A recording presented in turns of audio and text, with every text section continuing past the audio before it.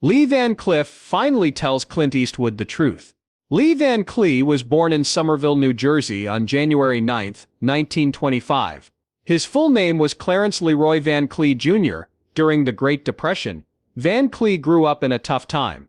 He showed a strong sense of independence, self-discipline, and drive from a very young age. These are traits that would later define both his personal life and his role on screen. He was in the U.S. Navy during World War II, which taught him to value structure, toughness, and duty for the rest of his life. After the war, Van Cleef became interested in acting. He studied theater and worked hard at his craft, knowing that success would not come easy. Van Cleef's first movie role was in High Noon 1952, a classic western that showed off his striking good looks and quiet determination. It was impossible to miss him, even though he had a small part and spoke little. Hollywood took notice right away, but not always in a good way for him. His unusual looks, which make him so famous today, kept him in small parts as criminals, goons, and secondary bad guys at first. In the 1950s, he was in a lot of Western movies and TV shows, like The Lone Ranger, Gunsmoke, and Have Gun Will Travel. These parts didn't put him at the center of the story very often, but they showed how he could be scary and smart with little speech by using posture, expression, and timing instead of showmanship. Even though he worked hard, Van Cleef's early job was more about sticking with things than becoming famous. He was in a serious car accident in 1958 that stopped him for a while, and it looked like Hollywood might never fully see his promise. This failure, however, turned out to be the start of something new. As Van Cleef's chances in American movies started to fade, he found new life abroad, especially in Italy, where directors were changing the Western genre with darker themes, unclear morals, and sporadic intensity. The work he did with director Sergio Leone changed everything. Van Cleef finally became a main man when he was cast as Colonel Douglas Mortimer in the 1965 movie For a Few Dollars More. His performance was a surprise. He was calm, smart, and deeply human underneath his tough exterior. In contrast to the one-dimensional bad guys he played early in his career, Mortimer was complicated. He was motivated by a deep sense of duty and a personal loss. Van Cleef was able to show emotional depth and strong authority in the part, which made him famous around the world, and solidified his status as a star. The Good, the Bad, and the Ugly 1966, Day of Anger 1967, and The Big Gundown 1966 were more hits for Van Cleef. He often played men in these movies who were torn between justice and payback.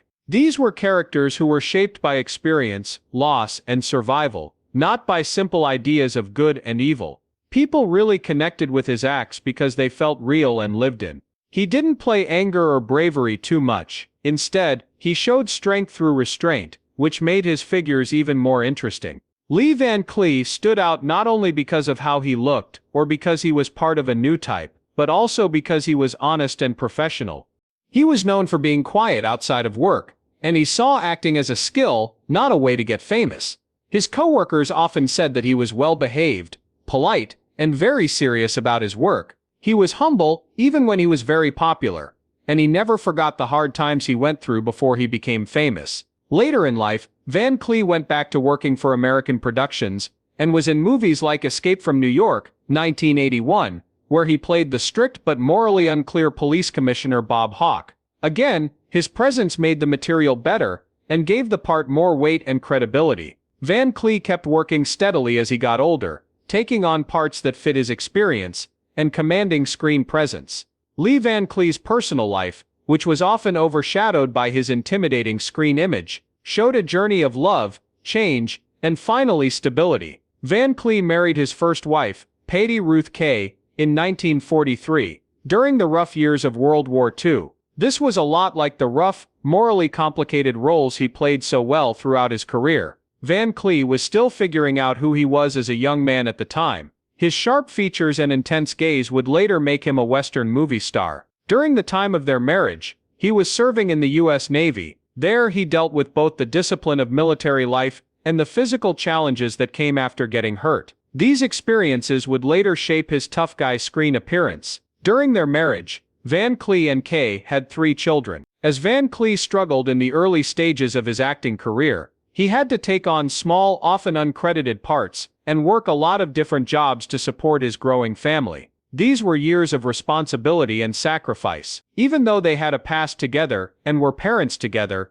the stresses of ambition, uncertainty about money, and an unpredictable job eventually got to them. After 15 years of marriage, they got a divorce in 1958. This was a big event in Van Cleef's life, but their children will live on forever. Van Cleef married Joan Marjorie Draw in 1960, just as his career was slowly picking up speed again after a terrible horseback riding accident put it on hold for a while. This second marriage happened at a time of change in both their personal and work lives. Van Cleef was no longer the newbie who was having a hard time. He had not yet fully gained the international fame that would later define his legacy. In the years it took to rebuild, Draw was there for him. Years when he steadily worked in movies and TV shows, often playing bad guys or characters with mixed morals that made use of his strong features and commanding presence. The marriage lasted more than 10 years, but in the end it had the same problems as his first marriage. Long separations, the fact that his job kept him busy, and the fact that it was hard to keep the peace at home while he had a busy career. In 1974, they got a divorce, which was around the same time that Van Cleef became more famous in Europe for his famous work with Sergio Leone and other Italian directors. Finally, Van Cleef found a long-term partner in Barbara Havalone in 1976. He married her when his career had hit a new level of fame and respect. He wasn't just a supporting player or movie bad guy by that point. He was a star in his own right, known all over the world for his roles in action movies and spaghetti westerns. He felt stable and at ease after getting married to Havalone, which he hadn't felt in earlier years. During the end of his career, and as his health got worse, their friendship stayed strong. Barbara stayed by his side until the end of his life, being there for him when he was sick and giving him support and company in the same quiet, tough way that made him famous on screen.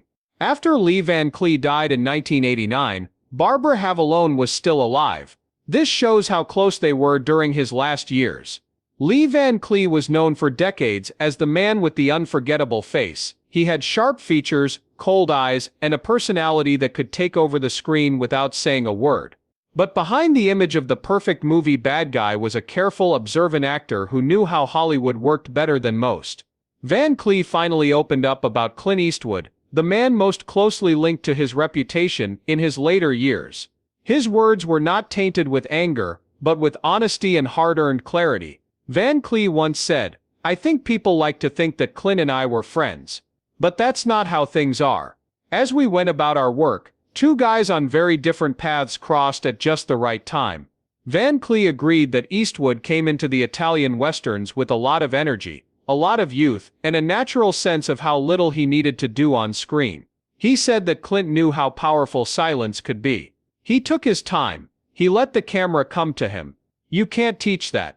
Van Cleef said that the first time he worked with Eastwood on For a Few Dollars More, he knew right away that Eastwood was becoming a unique talent. He said, "You could feel it. It was felt by the crew. It was felt by the crowd." Clint wasn't just pretending to be a gunfighter, he was becoming a sign. Van Cleef made it clear, though, that Eastwood's success wasn't by chance. That picture took work from him. He kept it safe. He knew that his best tools were silence, self-control, and confidence. Eastwood became famous very quickly, but Van Cleef's work went in a more winding path. He talked freely about this difference without anger. Clint was the perfect American myth. He was tall, calm, and brave in a modern way. "I didn't. My face told many things. I was in danger. You didn't trust me. That was fine. I learned to take responsibility." Van Cleef thought that his comeback in Italian film showed that there were different ways to be successful. "I didn't need to be the hero," he said. "I needed to be unforgettable." Van Cleef also didn't agree with the idea that Eastwood was better than him. "If anything, Clint helped define me." He added, "Without that contrast, the clean hero and the morally gray hunter For a Few Dollars More wouldn't have worked the same way." He said that Eastwood was very serious and that they had never been hostile to each other. Clint was ready to go. He thought the work was good. That's all one person can ask of another. Van Cleef's thoughts on how history would remember them were probably the most telling. Both in front of and behind the camera, Clint became a star. I became a legend in a different way, he said.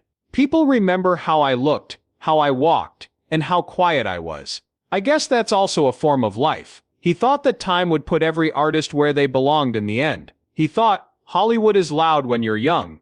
But when the noise goes away, there's only truth left.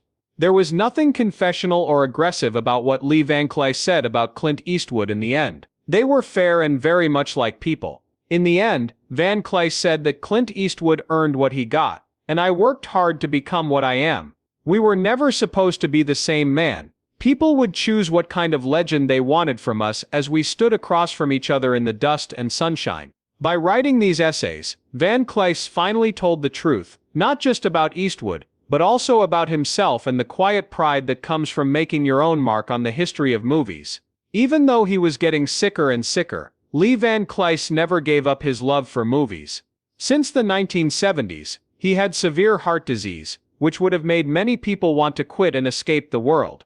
Instead, Van Cleef kept going with really strong resolve.